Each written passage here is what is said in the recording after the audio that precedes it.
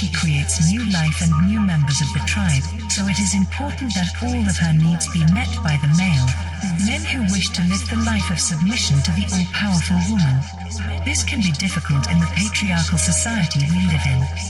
Males are often judged harshly for letting a woman boss them around. The patriarchy believes that women are weaker and more fragile than the male, and that she must not ever rise to power.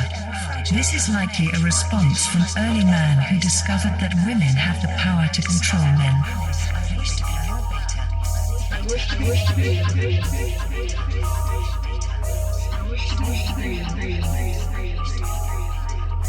Welcome to the Female Supremacy University. Your arms feel like lead as you lift one fist to knock on the door. A few soft raps as to not startle her, but she is powerful. She is not so easily frightened.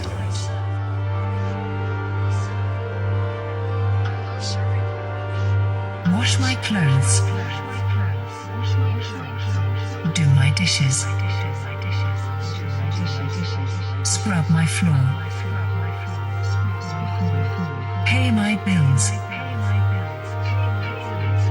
Run my errands.